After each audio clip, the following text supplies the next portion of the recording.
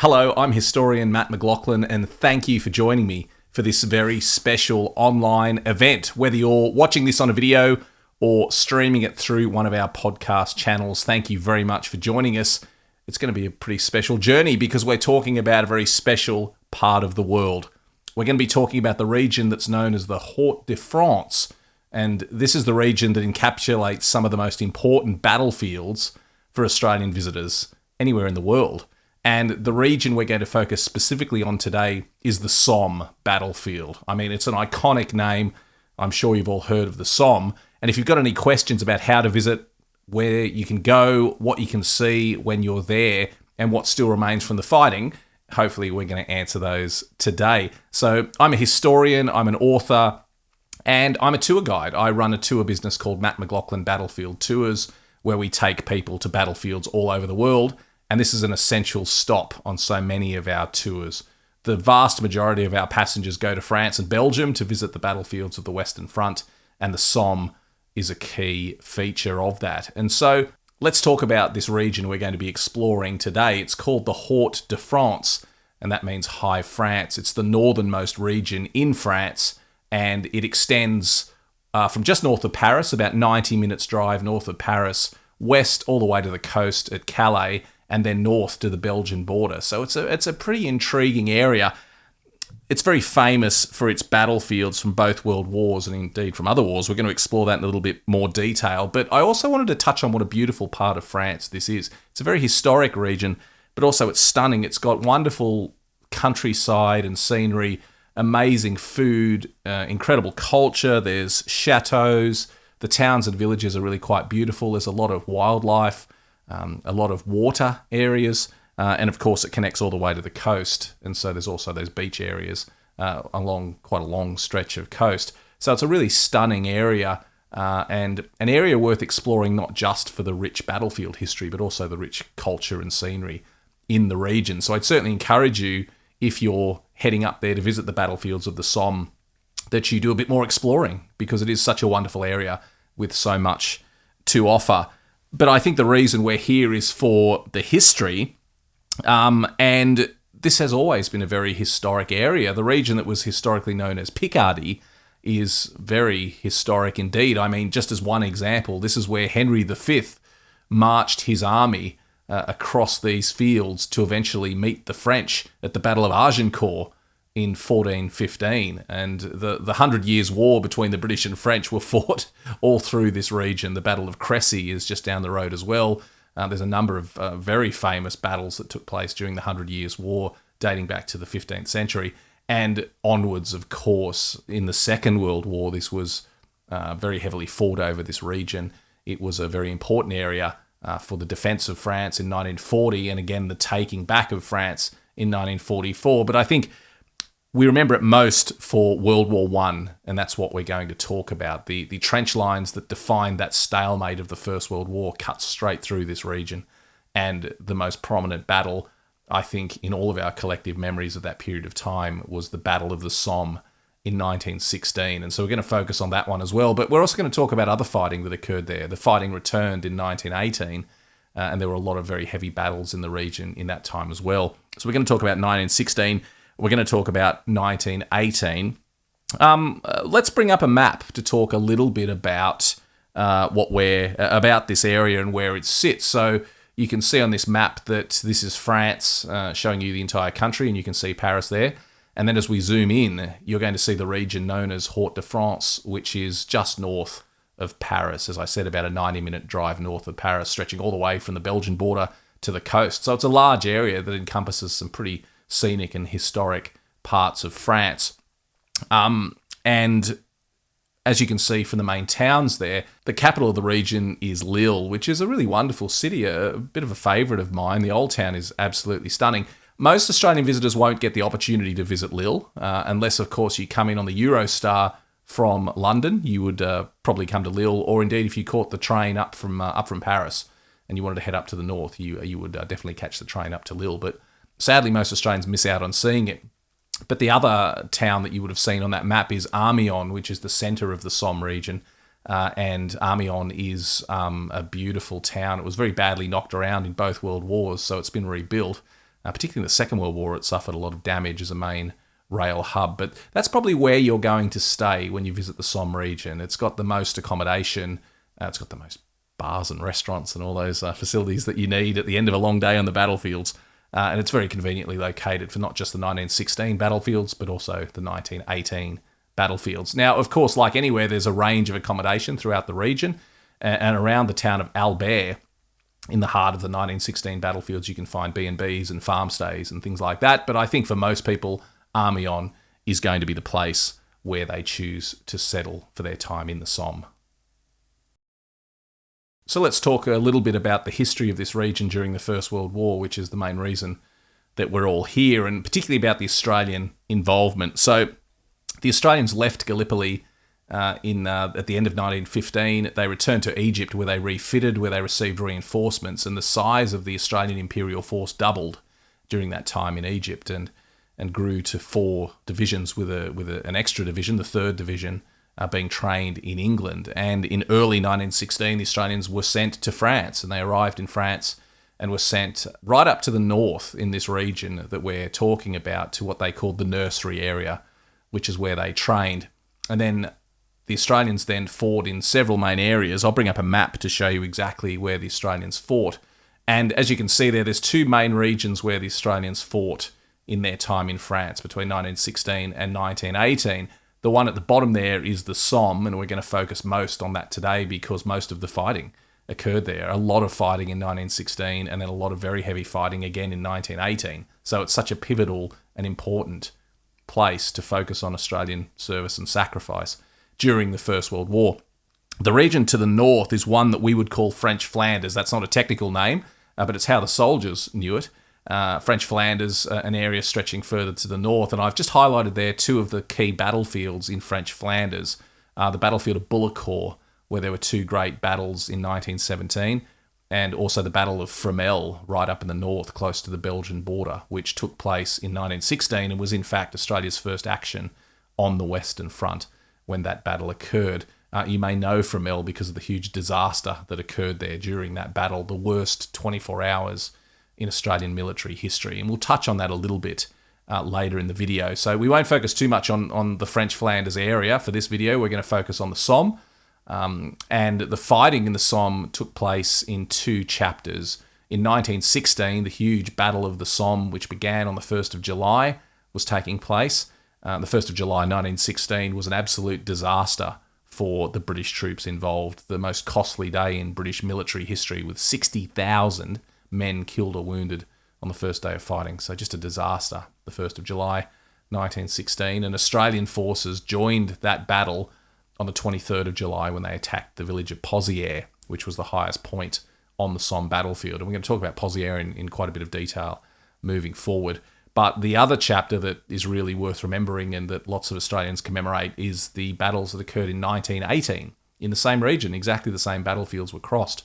And the reason for that is the Germans launched a large offensive that they called their Spring Offensive, and that took place in March and April 1918, where they swept across the former battlefields of 1916 with breathtaking speed and really took the Allies off guard and captured large amounts of territory. And the Australian forces were not in the line at that time in 1918, but they were drawn into the fighting and had some pretty famous actions at places like Hasbrook up in the north, and most notably at Villers-Bretonneux, a town that I'm sure everyone's heard of, which is just east of Amiens. And it was at Villers-Bretonneux that they stopped the German advance and recaptured the town on Anzac Day 1918. So 3 years to the day after they'd landed at Gallipoli, they took that town back. So Villers-Bretonneux deserves its place as one of our most important battlefields, and it's where you'll find the Australian National Memorial today, which records all the Australian missing from fighting in France, as well as it's a battle monument to the great successes that Australia achieved in 1918. So I believe that 1918 is probably our most important military year as Australians. It's when we did the most on any battlefield of any war, in my opinion. But it gets a little bit overlooked. So we're going to talk a bit more about 1918 today and why it was so significant for Australians and for our military history. So if you're an Aussie and you're visiting the Somme battlefields, as I said, you're most likely going to base yourself in Amiens, and there's a number of ways you can get around you can certainly join an organised tour. And later in the video, I'll talk about the tours that we offer here at Mat McLachlan Battlefield Tours, which are really an important way to see the battlefields because you travel with a historian who can tell you the stories and show you everything that was going on. But it certainly is possible to self-drive as well if you want to. If you've only got a couple of days and you're in Paris, it's a wonderful option to hire a car, book your own accommodation, and tour yourself. I wrote a book a few years ago called Walking with the Anzacs, which describes these battlefields in detail and has itineraries to help you get around. So if you want to self-drive, I'd recommend grabbing a copy of Walking with the Anzacs and doing your own thing. But there also are a number of tours you can take of varying lengths, and they'll all include the Somme area because it's just so essential for your understanding of what Australia did in this area and during this chapter of the war. So we're going to talk now about a few of these iconic sites that you're going to see, and I'm going to show you some footage to just show how the battlefield has changed over time. It's difficult to make that connection with the absolute destruction of the First World War when you visit the battlefields today. You can do it. There are places where you can get a very tangible link with what went on there in 1916, and we're going to talk about those as we move forward. But the place we need to start with is one of the most important Australian battlefields in our military history. It's the town of Pozieres. And Pozieres was where Australian troops first joined the Battle of the Somme in 1916. They came in to capture the ruins of this small village. There was no village there anymore. It had been completely destroyed. And the only way the soldiers could tell that they were in the former village of Pozieres was that the dirt was slightly red because of the brick dust that had been smashed into the ground by artillery fire.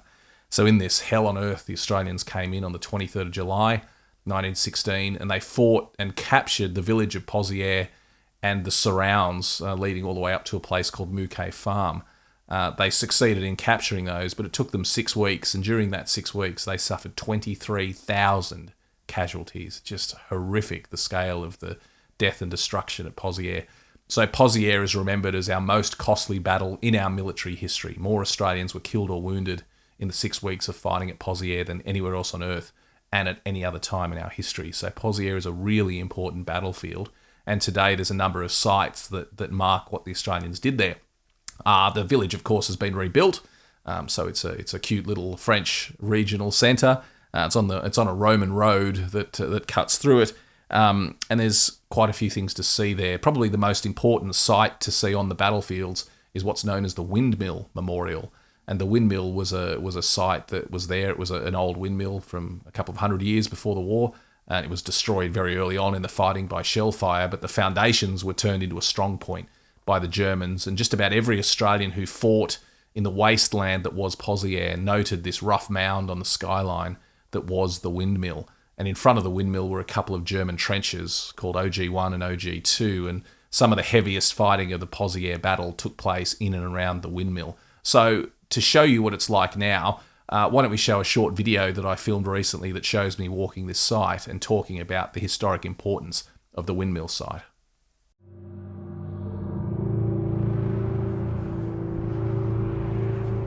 Later in July, about the 23rd, Australian troops were sent in to this part of the line. This is Pozieres. This is the highest point on the entire Somme battlefield, and where I'm standing now is the remains of the old windmill. This had stood here for centuries in the town of Pozieres, and the Germans had turned this into a defensive position. Machine guns, mortars all around, and there were 2 lines of trenches out in the fields in front of us.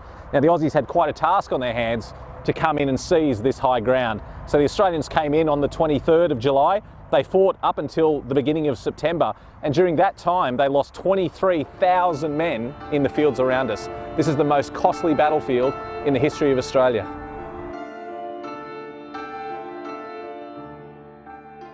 The other thing that makes this spot so special is this was the place where tanks were first used in battle. During the Battle of the Somme in September 1916, tanks attacked from this position, and this is the memorial that tells their story. This is the tank memorial, and as you can see, it's got these quite wonderful miniatures of tanks all around. It's also got, if I show you over here, this fence is made up, these are actually gun barrels from First World War tanks, and this is drive chain from the tank. So the memorial itself is part of a tank. And the other thing that I think is fascinating about this spot is this road, the main road behind us, was the road that the Germans used as they rolled through France in 1940. And these First World War memorials were not immune from that fighting. And this tank over here even has bullet damage from fighting here in World War II. So this place suffered during the First World War, and it suffered again during the Second World War. This poor old corner of France was never far away from the action.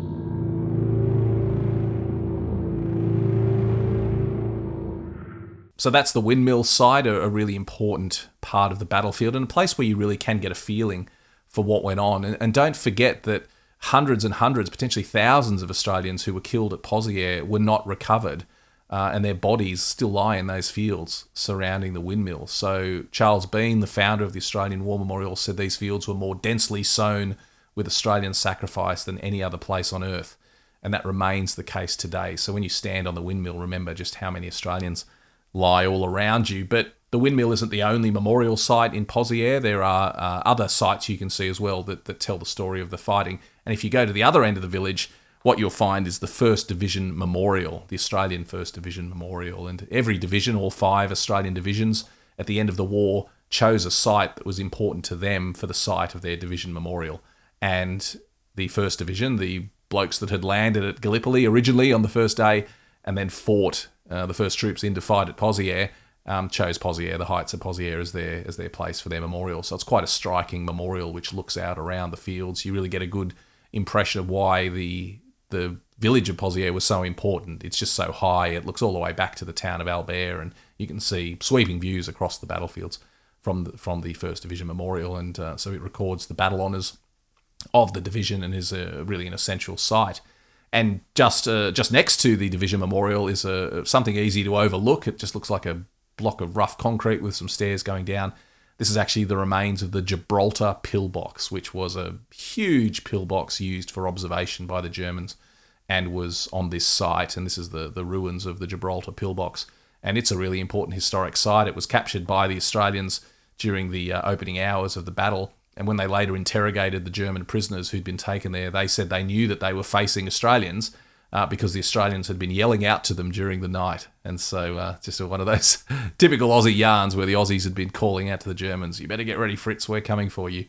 And that all took place at Gibraltar. So Gibraltar is a really interesting site, probably a little bit underdeveloped. I think the local people of Pozieres could do a little bit more with it to draw attention to it. But don't miss it. It's a fantastic and a wonderful historic site.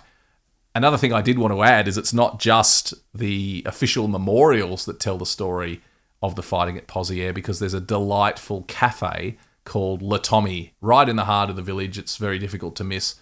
And the owner, Dominique, has spent his life dedicated to telling the story of the Battle of Pozieres, and he does that in the cafe through a collection of relics. And he's even recreated an entire trench system in the backyard of the cafe, which is not necessarily historically accurate, but certainly displays the equipment, the weapons, and the relics that can still be found on the battlefield. So it's well worth stopping for a coffee or a sandwich at Le Tommy, and just exploring what has become really an impromptu museum to the Australians at Pozieres. It's a site really well worth exploring, and will give you an understanding of just how much stuff still lies out in the field, how much equipment the soldiers carried, and how much of it still lies there rusting away just beneath the surface in those fields. Now, you can't come to the Somme battlefields without exploring the story of the first day on the Somme, which was the 1st of July 1916. And even though this isn't specifically an Australian story, it's indelibly linked to the story of what the Australians would do on the Somme. And it's just such an important historic and human story. This was the day that the British lost 60,000 men in their advances on the 1st of July 1916. Just a disaster. And you can stand in some places that are very closely linked with that history. And it's just, it's overwhelming, the emotions of what you can experience there. And one of the most moving places to stand is a place called the Sunken Lane, which is near Beaumont Hamel. And the Sunken Lane was important because a group of soldiers from Lancashire and other areas fought in this sector, and they assembled in the Sunken Road just before they advanced on the German lines at 0 hour, which was 7:30 in the morning on the 1st of July 1916. And sadly, most of them were killed in that advance. But uniquely, there was a cameraman with them, and he filmed, Mallins was his name, Geoffrey Mallins, and he filmed the men gathered in the sunken road just before they advanced, many of them to their deaths, and it's quite fascinating footage. But also very nearby, a huge mine was detonated just before the men began to advance, and Mallon's recorded that as well. So that all took place from the sunken road, which is a wonderful place to visit and a really emotive connection with that history. And the Hawthorne Ridge mine crater, the huge mine that was blown, has been preserved. And an association, the Hawthorne Ridge Association, have been working hard in recent years to clear it out. And you can now visit that as well. And you can actually walk down to the bottom of the crater and stand in this huge crater and get some understanding of the destruction that occurred on the 1st of July, 1916. So that's an essential stop if you're going to explore the 1st of July, 1916 battlefields, and I would certainly recommend that you do that, and that should be the your first visit when you are exploring the 1st of July, 1916 sites. Another one which is very nearby is what's known as the Newfoundland Memorial Park near the town of Beaumont-Hamel. I should say for Australians, when I say the word Hamel, this is not the famous 1918 battlefield of Hamel. We'll get to that a little bit later. That's actually called Le Hamel. It's a village in a different direction. So don't go to Beaumont-Hamel expecting you're going to see the site of the famous 1918 Australian action. This was a different story indeed, but a really important story. So at Beaumont-Hamel, British troops attacked at 0 hour at 7:30 and were absolutely wiped out by German machine gun fire. And so the regiment from Newfoundland, which at the time was a colony of Britain, but was a self-governing colony, and today is part of Canada. The regiment from Newfoundland attacked at the same spot after the British had attacked, and the trenches were so full of dead and wounded, they had to go over the top before they'd even reached their own front line, and suffered horrendous casualties. Something like 90% of them were killed or wounded in that advance. So after the war, Newfoundland acquired this land from the French and preserved it, and it's an incredible place to visit. It's the only place where you can go on the Western Front where there's a full trench system, the British trenches, the German trenches, and no man's land in between, and you can explore all of those elements. So I'm going to show you a brief video now which talks about walking through the trenches at Beaumont-Hamel. It's an incredible experience. It's unique on the Western Front, and I recommend that everyone who goes to the Somme visits the Newfoundland Memorial Park. The wonderful thing about this park is it gives us a really good impression of how trench systems worked during the First World War. When we say trenches, we tend to just think of one continuous line of trench, but it actually wasn't like that at all. There were rows and rows of trenches. There was the frontline trench, support trenches, reserve trenches, and we get a really good example here. That was a support trench I was just in, and as we come further forward, this is a communication trench leading forward towards the front line. So imagine the poor Newfoundlanders at this point on the 1st of July 1916. They've had to fight their way past the dead and wounded comrades in the support trenches. Then their officers have ordered them up out of the trenches into this area, this exposed ground. So men would have been falling all around me as they headed forward in July 1916. And then as we get further forward, eventually, after losing so many men, they arrived at their own front line, which is just here. And then the real challenge began. They'd lost half their number. They were in the frontline trench, and they still had to cross this huge expanse of no man's land towards the German trenches, which are on the far ridge behind us. So just a horrific situation for the Newfoundlanders, and none of them got very far into no man's land at all before they were all shot down.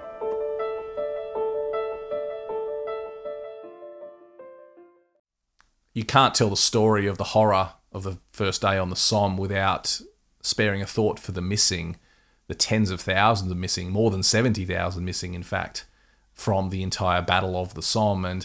And they had to be recorded after the war, and the Commonwealth War Graves Commission that is responsible for cemeteries and memorials on the Western Front built the very impressive Thiepval Memorial to commemorate those names, and it has 72,000 names on it of all the missing from fighting in the Somme. It's quite an extraordinary memorial. It has a cemetery in front of it which contains British and French graves to show the cooperative effort between the British and the French. It was quite a controversial memorial when it first opened. People thought it was a bit garish, very blocky and made out of red brick. I've heard a veteran refer to it as a great big heap of bricks up on top of the hill. But I think it's one of the most iconic war memorials on the Western Front, and absolutely an essential stop. And it tells the story of those missing from the Somme, and as I said, those 72,000 names, some of which are Australian, because these men were fighting with British forces. They may have been Australian, they may have been born in Australia, but they were fighting and sadly lost their lives and went missing while fighting with British forces. So there are a number of Australians on that memorial and several Australian graves in the cemetery as well. So the Thiepval Memorial is really the central focus for remembering the missing from those horrific days of the Somme fighting. The fighting in the Somme isn't just about 1916, as I said. It's probably what the Somme is best known for, the battles of 1916, but we would be remiss if we didn't think about the fighting that returned here in 1918. And as I said earlier on, the German Spring Offensive, where the Germans swept across this ground in a matter of weeks and captured the battlefields that had taken years for the Allies to seize. And they took in a matter of weeks. And really this was the origins of what became known as blitzkrieg in the Second World War, the idea of fast-moving, heavily armoured but lightly equipped troops who could move quickly across the battlefield and overwhelm enemy positions. So this was one of the first big proper breakthroughs of the war when the Germans charged through this area. And their target was the city of Amiens, the regional capital that I'd mentioned before, the big rail and road network. To get to Amiens, they had to go through a little village which was called Villers-Bretonneux. And they attacked Villers-Bretonneux in April 1918 and captured the village. And then famously, on Anzac Day 1918, Australian troops took that village back from the Germans in one of our greatest actions of the war. And that stopped the German Spring Offensive in that part of the line. They never managed to capture Amiens. They never got that important rail and road hub. And from that point onwards, we pushed them back from Amiens in a number of very famous actions, which we'll talk a little bit more about. But today in Villers-Bretonneux, there's a number of really important things you can see that tells that story. There's something. One of the things that you definitely should visit, one of the places you should go to, is a place called Adelaide Cemetery, which was established by Australians in 1918 and contains a lot of Australian burials from that period of fighting in April and the early part of 1918. But really interestingly, there's a very important grave in Adelaide Cemetery, which is the grave from which the unknown soldier was taken. The unknown soldier who now lies in the Australian War Memorial in Canberra. He was removed from Adelaide Cemetery in 1993, and that's a fascinating story in its own right. But if you've been to the War Memorial in Canberra and you've seen the unknown soldier, this is the cemetery where he came from, and a special headstone marks that this is where he had been buried. And then after 75 years, he was removed and taken back to Australia. One of only 2 Australian soldiers to be brought back to Australia after the First World War. The other one was General Bridges, who was killed in Gallipoli in 1915 and lies in Duntroon, the military college at Duntroon. He was the only body who'd been brought back, the only Australian body who'd been returned until 1993, when the unknown warrior was brought back, and he now lies in the War Memorial in Canberra. So definitely go to Adelaide Cemetery. Also go to the local school. It's called Victoria School. It was rebuilt with donations from Victorian school children, and there's a plaque out the front that talks about the friendship between France and Australia. And there's a wonderful museum on the top floor of the school, which is open most days, which tells the story of fighting in this region as well. And it's famously in the schoolyard is the big sign that says "Never Forget Australia," and so that really echoes the sentiments of the people of Villers-Bretonneux. The most important site in the Villers-Bretonneux area is the Australian National Memorial, and this is our memorial to fighting in France. So it records all our battle honours, all the places we fought in France for the years that we were there between 1916 and 1918. But importantly, it also records the names of nearly 11,000 Australian soldiers who are missing from fighting in France. There's a memorial at Fromelles that records the names of the missing from Fromelles, but with the exception of those men, every man killed in France during the war who has no known grave is recorded on the Australian National Memorial at Villers-Bretonneux. So it's really quite breathtaking to stand there and just read the thousands and thousands, tens of thousands of names on this really impressive memorial. And the memorial was damaged during the Second World War by fighting when the Germans returned to this area. So you can still see the scars of battle on the memorial from the fighting here in 1940. So it's a wonderful place to go. And of course, this is where Anzac Day is held on the Western Front every year. So it's an essential site, the Australian National Memorial at Villers-Bretonneux. And it's been unchanged since it opened in the 1930s until 2017, when a new facility opened at the Australian National Memorial, which is called the Sir John Monash Centre. And this is an interpretive centre that's built below the Australian National Memorial. And it tells the story with a lot of technology. There's a lot of video screens, but it tells the story of Australia throughout our time on the Western Front. So it's it's an essential stop for Australians. It's some people love it, some people aren't so keen on it, but it does paint a very unique picture of the Australians during fighting on the Western Front. So it should certainly be an essential stop. It's free to visit, and it's at the Australian National Memorial, so it's not hard to find. So that's the town of Villers-Bretonneux, really quite an extraordinary place to visit that tells an extraordinary story about the Australians in their fighting here in 1918.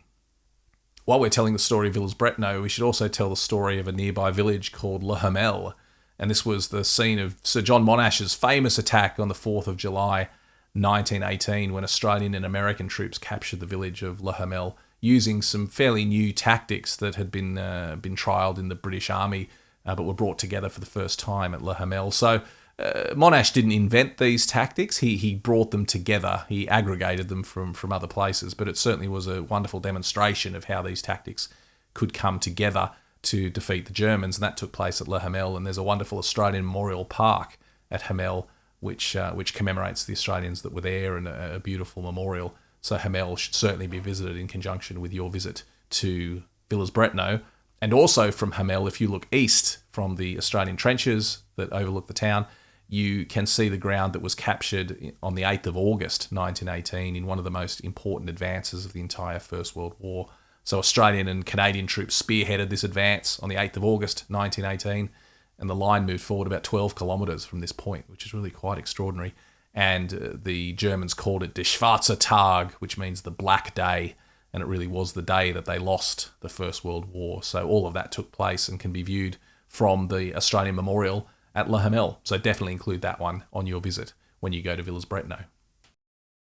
There's some other really fascinating stories that can be told in the Somme region, which you certainly want to check out when you're there. They're not necessarily related to fighting and artillery and machine guns, but they tell a very human side of the story. And one of those places is what's known as the underground city of Naours.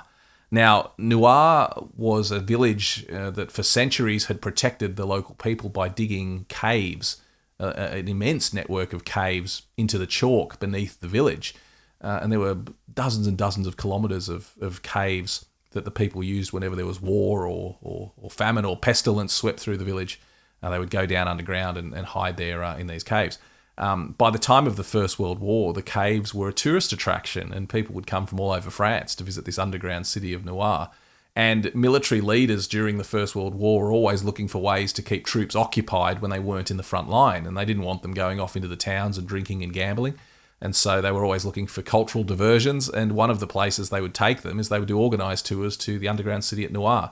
And soldiers, as they are, or as they've always done for all of time, when they're in this environment where they feel at great risk of death, they want to leave their mark. And I think particularly that was the case in the First World War because so many men were being killed and then their bodies were going missing. So I think the soldiers who visited Naours were keen to leave their mark, and they did so by their thousands. They got their pencils, their indelible pencils, and they signed their names and wrote little small bits of graffiti all over the white chalk in these caves underground. And the Australians in particular were pretty active in this, and today it was only recently been rediscovered, but you go into these caves and the walls are absolutely covered in pencil marks with men signing their names and writing where they're from all across the walls of the underground city. So it's an extraordinary place to visit. And there's a lot of research that's been done now about the men who signed their names. And so you can learn some wonderful personal stories about the men who wrote their names and left their mark on the walls at Naours. So I would definitely recommend visiting Naours. And only 10 minutes down the road is another place to go to when you are visiting Naours, which is called Vignacourt. And the village of Vignacourt was in the rear area in 1918. It was particularly well known by Australians. It was a really important Australian base. And an enterprising French family who lived in the town, in their farmyard, set up a makeshift photographic studio and charged a few francs each to the soldiers to have their photographs taken in the farmyard. And incredibly, only a decade or so ago, the original glass negatives were found in the farmhouse, a chest full of these glass negatives, a large proportion of which are of Australian soldiers. That collection was acquired by Kerry Stokes and is today in the Australian War Memorial. But the Australian government and the French government have together funded a museum in the farmhouse where these photos were taken. So the Tuileries family farmhouse. So you can go there today in Vignacourt and visit the site of this makeshift photographic studio and learn the story of the photographs and see some of the original photographs of Australian soldiers who got their photo taken, many of whom, of course, were later killed in fighting. And while you're in Vignacourt, also go to the local cemetery, the military cemetery on the outskirts of town, Vignacourt Cemetery, because there are a very moving array of Australians buried there, many of them Gallipoli veterans, most of them killed in 1918. And it's a really heartbreaking place. And the focal point of the cemetery is a French soldier standing watch for all eternity over his Allied comrades. So it's a very moving place, and it's certainly worth recommending. One of the most moving cemeteries I know of on the Western Front. So that's Vignacourt Cemetery in the town of Vignacourt. While you're in the Somme, one of the places, as I mentioned, you'll probably stay is Amiens, the provincial capital. It's a wonderful town. It's a university town. It was where Jules Verne came from, who wrote 20,000 Leagues Under the Sea.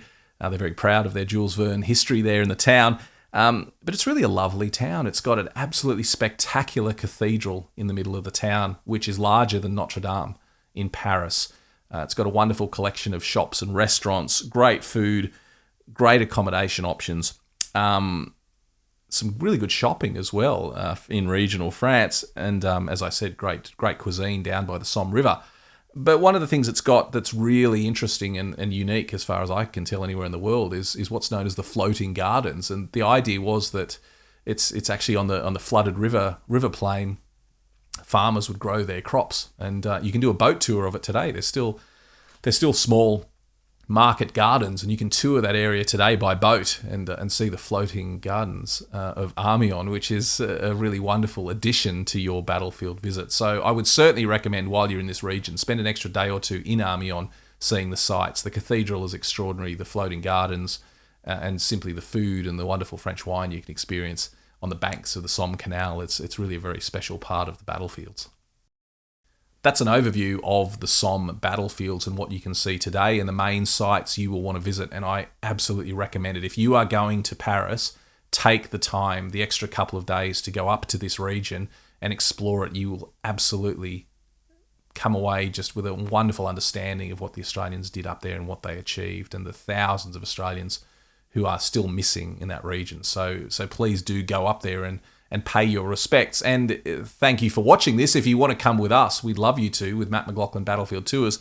We do have a number of options for visiting these battlefields. So you can actually come with me personally if you want to on the Mat McLachlan Signature Tour. We go to the Western Front most years, and it's the only tour that I escort to the Western Front. And so I'd love you to join me personally as I explore the battlefields with my good mate Pete Smith on the Mat McLachlan Signature Tour.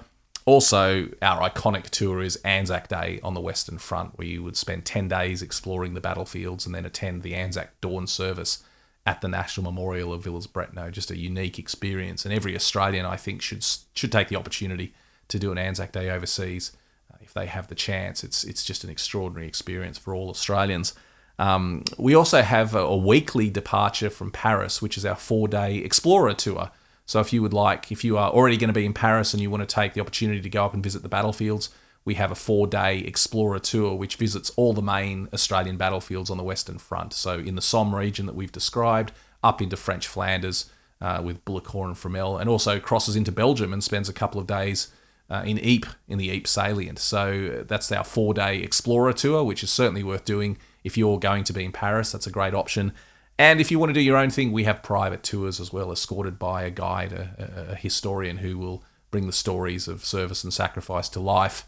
And on a private tour, you can plan what you want to do, where you want to go, and see those sites that are most important to you. So those are our range of options for visiting the Somme and indeed all the Australian battlefields on the Western Front. So please do visit our website at battlefields.com.au if you'd like to know more about those tours.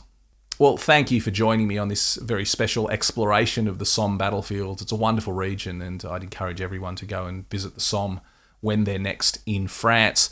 One of the places that I did want to touch on isn't actually in the Somme. It's further north, up on the border with Belgium.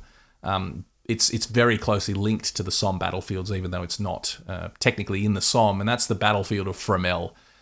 And I wanted to no video about the Australian experience on the Western Front would be complete without talking about Fromelles, because this was our most costly 24 hours in our military history.